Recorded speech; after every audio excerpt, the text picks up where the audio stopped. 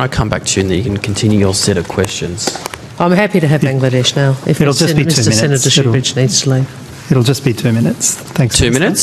Okay. Yeah. Minister, there's been talk that this is the global year of elections, and in fact the first election for the year was the election in Bangladesh on the 7th of January. Human Rights Watch reports in relation to that election and forced disappearances in the lead up to... আপনাদের স্বাগত জানাই আমার কথা শুনবার জন্য। যে বিষয়টি নিয়ে আলোচনা করতে চাই সেটা আপনারা সবাই ইতিমধ্যেই জেনে গেছেন যে মার্কিন যুক্তরাষ্ট্র বাংলাদেশের সাবেক সেনাপ্রধান জেনারেল আজিজ এবং তার ইমিডিয়েট ফ্যামিলি তাদের উপরে নিষেধাজ্ঞা দিয়েছে। আপনারা যারা আমাকে ফলো করেন কিংবা আমার এই মনোলগ শোনেন তাদের কারো কারো স্মরণ থাকবার কথা বা অনেকেরই স্মরণ থাকবার কথা যে 7ই জানুয়ারির নির্বাচনের পরে বা আগেও আমি এরকম একটা ধারণা দিয়েছিলাম যে যেভাবেই বলেন না কেন যেভাবেই দেখেন না কেন। আসসালামু আলাইকুম প্রিয় দর্শক, ফাইনালি চলে আসলাম আপডেট ও গুরুত্বপূর্ণ কিছু নিউজ নিয়ে আপনাদের মাঝে। প্রিয় দর্শক, অবশ্যই ভিডিওটি শেষ অবধি দেখবেন। দর্শক, আপনাদের কাছে ছোট্ট একটি অনুরোধ, দেশ এবং দেশের বাইরে হলে কমেন্ট বক্সে লিখে জানিয়ে দেবেন, আর চ্যানেলে নতুন হলে সাবস্ক্রাইব করে পাশে থাকা বেল বাটনটি অবশ্যই অল করে দেবেন, কারণ পরবর্তী আপডেট নিউজ সবার আগে পাওয়ার জন্য প্রিয় দর্শক আর অবশ্যই একটি লাইক দেবেন। দর্শক, আর দেরি নয়, মূল ভিডিওতে যাওয়া যাক। বাংলাদেশের সাবেক সেনাপ্রধান জেনারেল আজিজ এবং তার ইমিডিয়েট ফ্যামিলি তাদের উপরে নিষেধাজ্ঞা দিয়েছে। আপনারা যারা আমাকে ফলো করেন কিংবা আমার এই মনোলগ শোনেন তাদের কারো কারো স্মরণ থাকবার কথা বা অনেকেরই স্মরণ থাকবার কথা যে 7ই জানুয়ারির নির্বাচনের পরে বা আগেও আমি এরকম একটা ধারণা দিয়েছিলাম যে যেভাবেই বলেন না কেন যেভাবেই দেখেন না কেন যুক্তরাষ্ট্রই তার অবস্থান থেকে সরে যাবার কোনো সুযোগ নেই। তারা দীর্ঘমেয়াদী পরিকল্পনা করে, সময় নিয়ে কাজগুলো বাস্তবায়ন করে, একটা পলিসি করতে তাদের সময় লাগে, সেটা ইমপ্লিমেন্টেশনে সময় লাগে, এবং সেটা যদি সেখান থেকে তাদের সরে যেতে হয়, উইথড্র করতে হয়, সেটাতেও যথেষ্ট পরিমাণে সময় লাগে। কারো কারো স্মরণ থাকবার কথা যে মিস্টার ডোনাল্ড লু মাত্র কয়েকদিন আগে বাংলাদেশ ঘুরে গেলেন, যুক্তরাষ্ট্রের অ্যাসিস্ট্যান্ট সেক্রেটারি অফ স্টেট। আমি আরও মাস 2-3 আগে বলেছিলাম যে তিনি খুব শিগগিরই বাংলাদেশ সফরে আসবেন।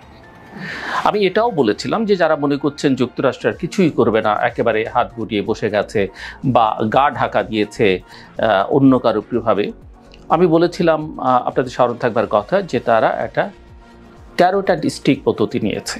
বাংলাদেশ একটা বড় দেশ, বাংলাদেশের জনগণ বিপদে পড়ুক, ক্ষতিগ্রস্ত সেটা তারা চায় না, কিন্তু তাদের নিজস্ব স্বার্থ আছে, নিজস্ব চাওয়া আছে, এবং যেই চাওয়ার সঙ্গে বাংলাদেশের জনগণের আকাঙ্ক্ষা মিলে গেছে বলেই বাংলাদেশের তারা গত 2 বছর যথেষ্ট সমাদৃত ছিল, পপুলার ছিল, সেটা খানিকটা ডিক্লাইন করতে শুরু করেছে নির্বাচনের খানিকটা আগ সময় থেকে, এবং নির্বাচনের পরে তাদের কোনো পদক্ষেপ না দেখে। তার কিছুটা যৌক্তিক কারণ আছে, অযৌক্তিক আবেগও আছে। আমি সেই বিষয় নিয়ে হয়তো খানিকটা আলোচনা করবার চেষ্টা আজকের এই ভিডিওতেও করব। কিন্তু একথা আমি বলেছিলাম যে জুন জুলাইয়ের মধ্যে তারা কিছু কিছু পদক্ষেপ নিতে পারে। এগুলো আমার কাছে কোনো ইনফরমেশন নেই, বাট রাজনীতির ছাত্র হিসেবে, ভূ রাজনীতির একজন বিশ্লেষক হিসেবে কিংবা বলা যেতে পারে পর্যবেক্ষক হিসেবে, যেহেতু আমি এগুলো ফলো করি আমার কাজের স্বার্থেই, সেটা আমার থিঙ্ক ট্যাঙ্কের কাজ হোক কিংবা আমার টেলিভিশন শোয়ের কাজ হোক, আমি যা বুঝতে পারি সেটা আপনাদের সামনে তুলে ধরবার চেষ্টা করছি। এবং এটাও এখন খানিকটা হলেও আমি দাবি করতে পারি যে এটাও খানিকটা মিলল, যে অন্তত একটা পদক্ষেপ দেখা গেল, এবং পদক্ষেপটা অনেকেই মনে করছেন এটা খুবই সামান্য পদক্ষেপ, এর কোনো গুরুত্ব নেই, ইলেকশন তো হয়ে গেছে, এই পদক্ষেপে কি হবে না হবে একথা কিন্তু কেউই বলেননি, এমনকি আমিও বলিনি। যারা আমার সমালোচনা করেন তারাও খুঁজে ভাবে বের করতে পারবেন না যে নির্বাচনটা হবে না। হ্যাঁ, নির্বাচন নাও হতে পারতো, অন্যভাবে হতে পারতো, সময় নিয়ে হতে পারতো, কিন্তু নির্বাচন হয়ে গেল, সব শেষ হয়ে গেল, এমনটা মনে করবার কোনো কারণ নেই। যাই হোক, আমরা জেনারেল আজিজের প্রসঙ্গে আসি। জেনারেল আজিজ বাংলাদেশের সেনাপ্রধান ছিলেন, তার আগে তিনি বিজিবির মহাপরিচালকের দায়িত্ব পালন করেছেন। তিনি বাংলাদেশ সেনাবাহিনীর মধ্যে খুব একটা জনপ্রিয় ব্যক্তি এমনটা মনে করবার কোনো কারণ নেই, কারণ আমরাও খোঁজ খবর রাখি, আপনারাও হয়তো অনেকেই রাখেন, এবং তার সেনাপ্রধান নিয়োগটা অনেকে পছন্দ করেননি, কিন্তু তাকে করা হয়েছিল, এবং আরেকটা পারসেপশন আছে যে এটি প্রভাবশালী দেশের, আমাদের প্রতিবেশী প্রভাবশালী দেশের খানিকটা ইচ্ছেও ছিল যে তিনি সেনাপ্রধান, সেটারও একটা বাস্তবায়ন হয়েছে।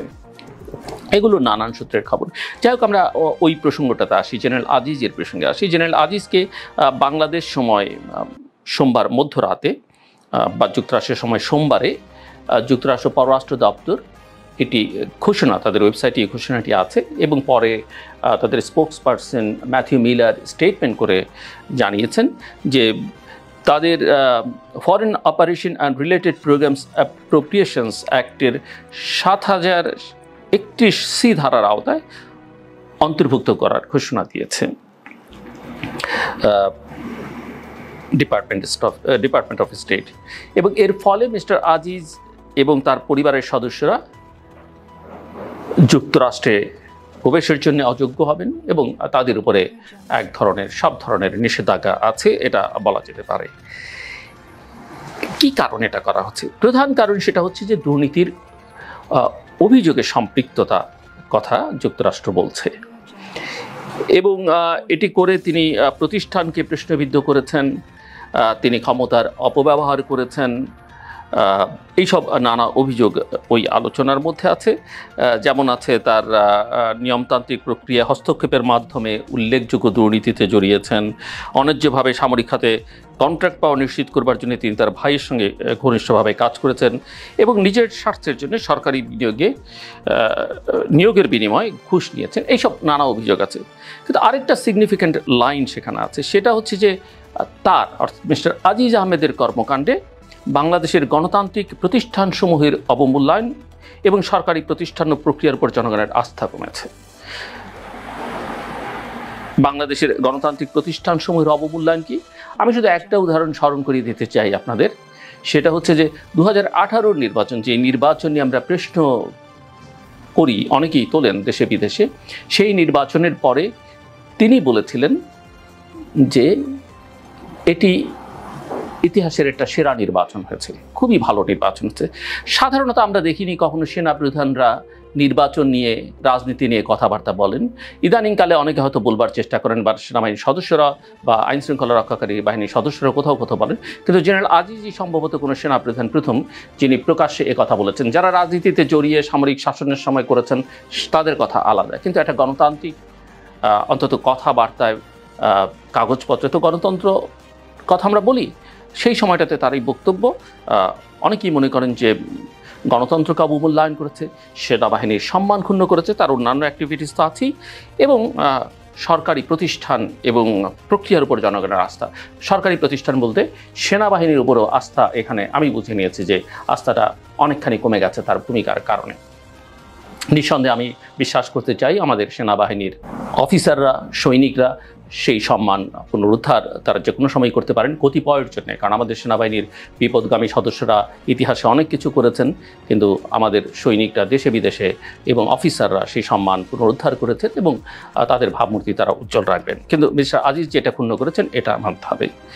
এর একটা সিগনিফিক্যান্ট দিক হচ্ছে, আমি মনে করি এর মধ্য দিয়ে যুক্তরাষ্ট্রের এই বার্তাটিও আছে যে কেউই আইনের ঊর্ধ্বে নয় এবং তারা কাউকেই ছাড় দেবে না। আপনাদের স্মরণ থাকবার কথা ভিসা পলিসির কথা, যেটা নির্বাচনকে সামনে রেখে দিয়েছিল, যে গণতান্ত্রিক প্রক্রিয়া যারা আন্ডারমাইন করবে, নির্বাচনকে আন্ডারমাইন করবেন, বাধা হয়ে দাঁড়াবেন, তাদের জন্য ভিসা পলিসি তারা ঘোষণা করেছিল। আমি সেই প্রসঙ্গে আসি, এবং পরে সেটা তারা ঘোষণা দিয়ে আরেক ঘোষণা জানিয়েছিল যে সেটা তারা কার্যকর করেছে।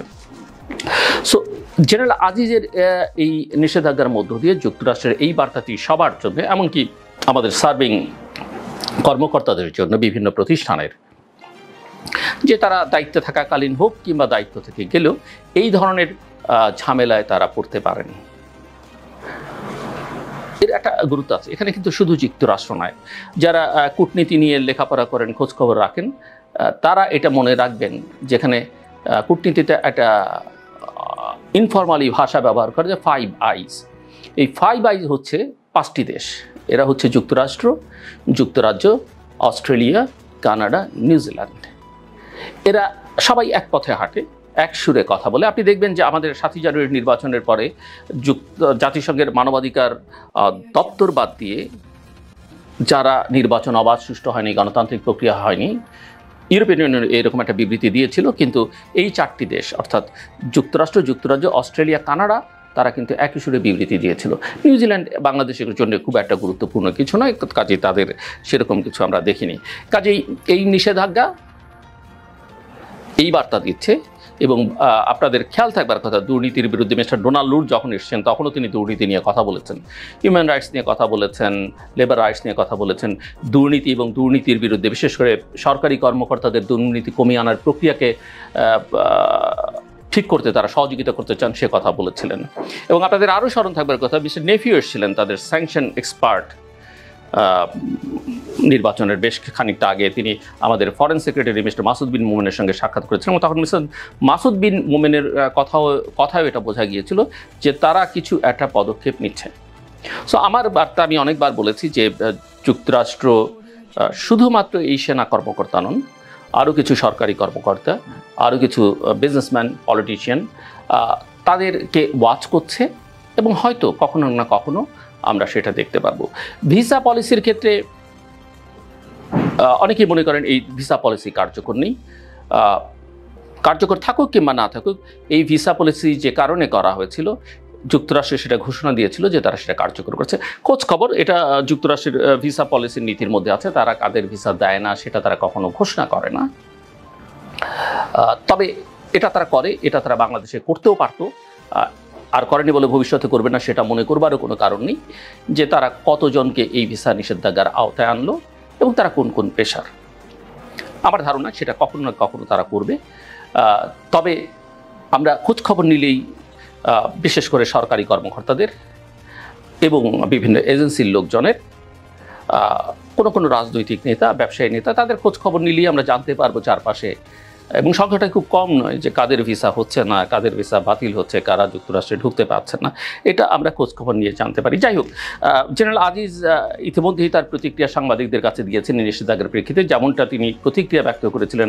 আপনাদের স্মরণ থাকবার কথা, all the prime ministers main নামে আল জাজিরা টেলিভিশন একটি টকু ফিল্ম করেছিল মিস্টার জেনারেল আজিজের উপরে, যে তিনি কিভাবে সেনাপ্রধান থেকে দুর্নীতিগ্রস্ত হয়েছেন, দুর্নীতিকে বিস্তৃতি করবার ক্ষেত্রে ভূমিকা রেখেছেন, তার ভাইদের ভূমিকা কী, এবং সেই সময় তিনি একটা প্রতিক্রিয়া দিচ্ছিলেন। সেই প্রতিক্রিয়ার একই ভাষায় পুনর্ব্যক্ত করেছেন এই স্যাংশনের পরও, সেটা হচ্ছে যে এটা বাংলাদেশ সরকারকে হয়তো বিব্রত বা হেয় করবার জন্য করা হয়েছে। এবং মিস্টার আজিজের আরও অনেক কর্মকাণ্ডের কথা, এবং all the prime ministers main যখন ডকুমেন্টারিটি আল জাজিরায় প্রচারিত হলো, তারপরে অনেককেই দেখলাম আমরা টি শার্ট পরে নানান ধরনের, ইভেন সোশ্যাল মিডিয়াতে যে উই প্রাইম মিনিস্টার্স মেন এরকম একটা প্রচারণা সবাই চালালেন। কিন্তু আসলে জেনারেল আজিজের দায় আমি কেন নিব? আপনি আওয়ামী লীগের কর্মী হতে পারেন, নেতা হতে পারেন, অবশ্যই প্রধানমন্ত্রীর বাংলাদেশে লক্ষ কোটি ভক্ত আছে, তারা কেন সেই দায় নেবেন? কিন্তু আমরা দেখলাম সেই জালে তারা জড়িয়ে পড়লেন, এবং জালে যে জড়িয়ে পড়েন এবং এইসব অসৎ লোককে, এইসব দুষ্ট প্রকৃতির মানুষজনকে কিভাবে রাষ্ট্র সহায়তা দেয়, সরকার সহায়তা দেয়, তারা আরও কিন্তু নমুনা আছে।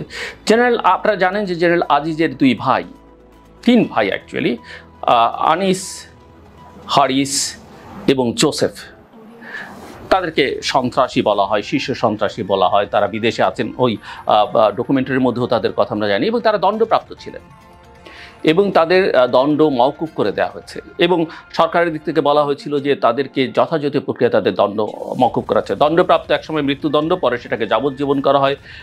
আসামি জেনারেল আজিজের ভাই জোসেফকে রাষ্ট্রপতি ক্ষমা করে দিয়েছিলেন, বাংলাদেশের রাষ্ট্রপতি, এবং সরকারের দিক থেকে বলা হয়েছে এগুলো যথাযথ প্রক্রিয়ায় হয়েছে।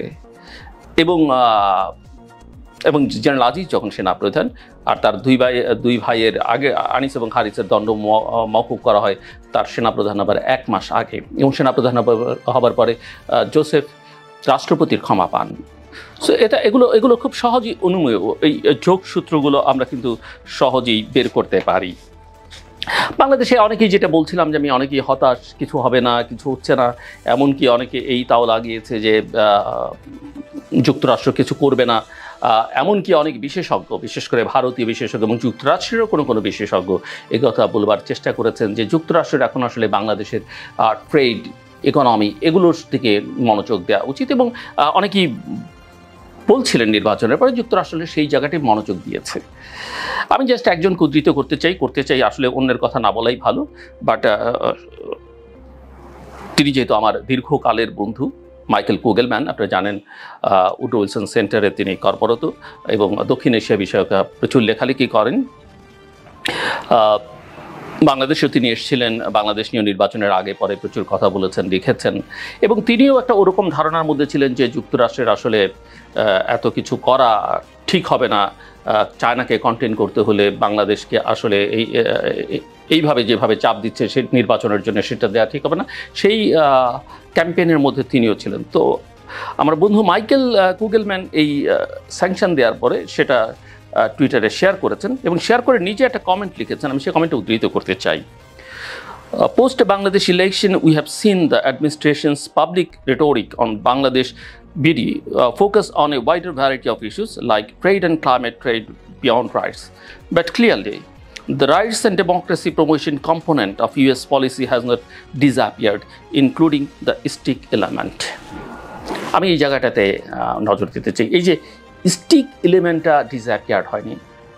আমি আপনাদেরকে এর আগেও কয়েকবার বলেছি, আমি অন্যান্য পর্বগুলোতে আলোচনার সময় এবং আজকেও শুরুতে হয়তো বলেছিলাম যে যুক্তরাষ্ট্র একটা ক্যারট অ্যান্ড স্টিক পদ্ধতিতে চলতে চায়। বাংলাদেশের ক্ষেত্রে এই ক্যারট অ্যান্ড স্টিক পলিসিতে, কারণ তাদের অনেক এনগেজমেন্ট আছে এখানে, পৃথিবীর অন্য যে কোনো দেশের চাইতে বেশি এনগেজমেন্ট আছে, তাদের স্বার্থ আছে, বাংলাদেশের স্বার্থ আছে, এখানে তারা বাংলাদেশের সঙ্গে কাজও করতে চাইবে, বাংলাদেশের স্বার্থ দেখবার চেষ্টা করবে, নিজের স্বার্থ আদায় করবার চেষ্টা করবে, একই সঙ্গে কাজ না হলে তারা স্টিকটা ব্যবহার করবে। এবং যেটা হলো জেনারেল আজিজকে নিয়ে, সেটা সেই স্টিকের একটা পার্ট। এখন আমি অন্য আর বেশি কথা বাড়াতে চাই না, আজকে শেষই করে ফেলতে চাই, কিন্তু তার আগে সিগনিফিক্যান্ট আরও দু একটা তথ্য আপনাদের জানিয়ে রাখতে চাই। যেমনটা আমি বলছিলাম যে ওই যে ফাইভ আইজের কথা বললাম আমি, যুক্তরাষ্ট্র, যুক্তরাজ্য, অস্ট্রেলিয়া, কানাডা, নিউজিল্যান্ড, তারা এক সূত্রে একসঙ্গে চলে।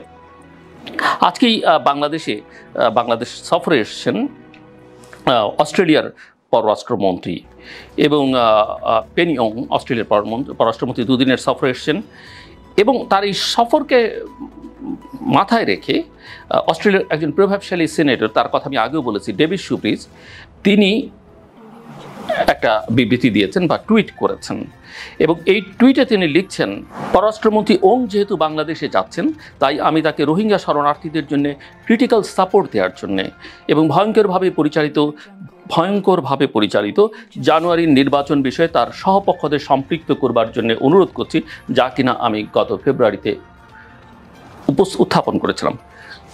আপনাদের স্মরণ থাকার কথা, এবং আমি আলোচনা আগে করেছি যে অস্ট্রেলিয়ান গ্রিনস দলের এই নেতা ডেভিড শুব্রিজ সবসময় বাংলাদেশে অবাধ, সুষ্ঠু, গ্রহণযোগ্য এবং অংশগ্রহণমূলক নির্বাচনের ব্যাপারে সোচ্চার ছিলেন। 7ই জানুয়ারি নির্বাচনের আগেও নির্বাচনকে কেন্দ্র করে বাংলাদেশের ঘটনা প্রবাহ নিয়ে অস্ট্রেলিয়ার পার্লামেন্টে তিনি গভীর উদ্বেগ প্রকাশ করেছিলেন এবং নির্বাচনের দিন এক তাৎক্ষণিক প্রতিক্রিয়ায় তিনি বলেছিলেন যে বাংলাদেশের নির্বাচন অবাধ নয়, এটি সুষ্ঠু নির্বাচনও নয়, যে নির্বাচন সুষ্ঠু নয় সেই নির্বাচনের মিথ্যা ফলাফল যাই হোক না কেন তাতে তাকে বিশ্বের স্বীকৃতি দেওয়া উচিত নয়। এটা গেল একটা দিক, এবং চাপের আরও নানা দিক, যেমন ধরেন গ্লোবাল এক্সপ্রেশন রিপোর্ট এটা বেরিয়েছে, সেটাতে বাংলাদেশকে ক্যাটাগরাইজ করা হয়েছে ক্রাইসিস কান্ট্রি হিসেবে। 100-র মধ্যে বাংলাদেশ পেয়েছে 12। গ্লোবাল এক্সপ্রেশন রিপোর্ট 2024 বেরিয়েছে মাত্র, এবং আর্টিকেল 19 এটা আজকেই বের করেছে। এর আগে 5টা ক্যাটাগরি, ক্রাইসিস হচ্ছে 0 থেকে 19 যারা, হাইলি রেস্ট্রিক্টেড 20 থেকে 39, রেস্ট্রিক্টেড 40 থেকে 59, লেস রেস্ট্রিক্টেড 60 থেকে 79 এবং ওপেন হচ্ছে 80 থেকে 100। সো ফ্রিডম অফ এক্সপ্রেশনের ক্ষেত্রে বাংলাদেশ এখন একটা ক্রাইসিসের মধ্যে আছে। কয়েকদিন আগেই Austrian centre for country of origin and research documentation আরেকটা পাবলিকেশন প্রকাশিত হচ্ছে, দীর্ঘ ভলিউম, বাংলাদেশ সিওয়াই কম্পাইলেশন, বাংলাদেশের extrajudicial killing, enforced disappearance, human rights, labour rights, politics, election, democracy, freedom of expression, digital security act, এই সব নিয়ে কয়েক পৃষ্ঠার বেশ কয়েকটা মোটা ভলিউমের একটা রিপোর্ট সমস্ত কিছু নেগেটিভ।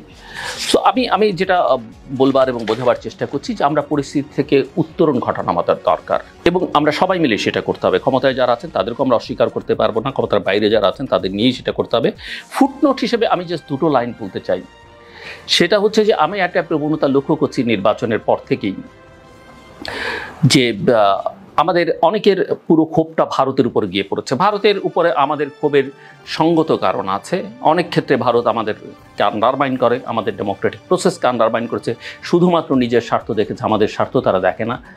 মুখে মুখে দেখে, কাজে আসলে সেই অর্থে দেখে না। আমাদের বর্ডারে কিলিং হয়, ট্রেড ক্যাপ, পানির হিস্সা পাই না, এই সমস্যাগুলো আছে, এই ক্ষোভ আমারও আছে।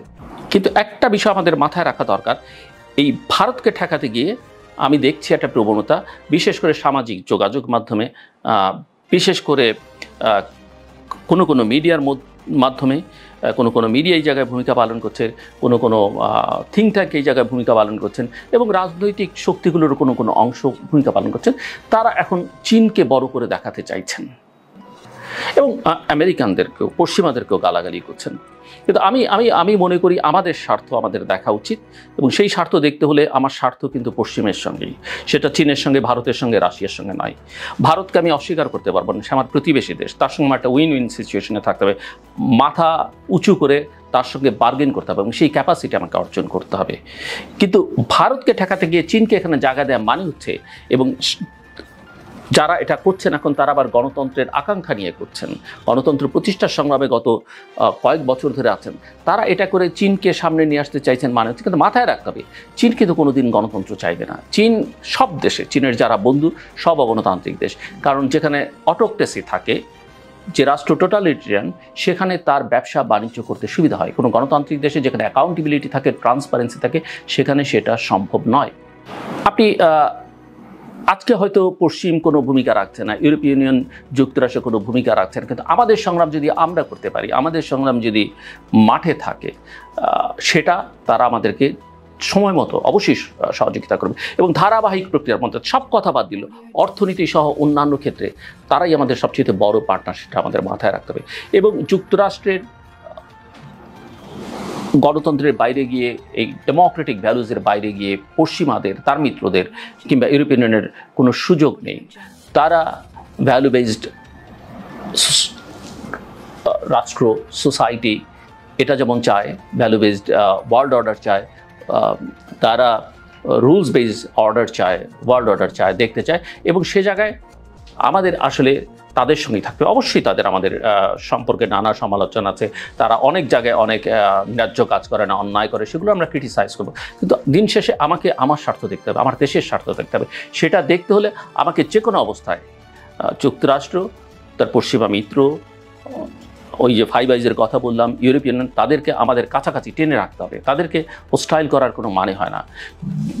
ভারতের সঙ্গে আমার বার্গেন করতে হবে, লড়াই করতে হবে, সবই করতে হবে, কিন্তু ভারত আমাকে অস্বীকার করতে পারবে না। আমিও ভারতের জন্য সমস্যা তৈরি করতে পারি, বাংলাদেশ পারে সেটা, আবার ভারত আমাদের জন্য পারে। কাজে আমাদের একটা বন্ধুত্বের মধ্য দিয়ে আমাদের লড়াইগুলো চালিয়ে যেতে হবে, আমাদের স্বার্থগুলো আদায় করতে হবে। কিন্তু তার জন্য চীন রাশিয়াকে সামনে নিয়ে আসতে হবে। আমি অবশ্যই বলবো যে চীন রাশিয়ার সঙ্গে আমাদের ভালো সম্পর্ক আমরা রাখবো, তাদের সঙ্গে আমাদের বাণিজ্যিক সম্পর্ক, অর্থনৈতিক সম্পর্ক হবে, কিন্তু তার মানেই নয় আমি যদি রাজনীতি, গণতন্ত্র, মানবাধিকার, শ্রম অধিকারের প্রশ্ন তুলি, তাহলে তাদেরকে পর করে এখানে এনে তাদের ফুটপ্রিন্ট তৈরি করে দেবার কাজটা কিন্তু কোনো গণতন্ত্র মানুষের হতে পারে না। দিন শেষে এটাই আমার মূল কথা, এবং দিনের শুরু তো এই কথা দিয়ে আমি দিন শুরু করতে চাই। সবাই সেটা মাথায় রাখবেন, কারণ আমাদের মূল লক্ষ্য হচ্ছে গণতন্ত্র, মানবাধিকার, শ্রম অধিকার, জলবায়ু পরিবর্তনের ঝুঁকিতে আমরা আছি, সেই সংকট আমাদের কাটাতে হবে, অর্থনৈতিকভাবে সমৃদ্ধ হতে হবে, কূটনৈতিকভাবে শক্তিশালী হতে হবে, সামরিক শক্তিতে বলীয়ান হতে হবে। এগুলোই হচ্ছে আমাদের মূল লক্ষ্য। সেই লক্ষ্যে আমরা এগোবো সবাই মিলে। আমার কথা শুনবার জন্য আপনাদের অসংখ্য ধন্যবাদ। সবার জন্য শুভকামনা।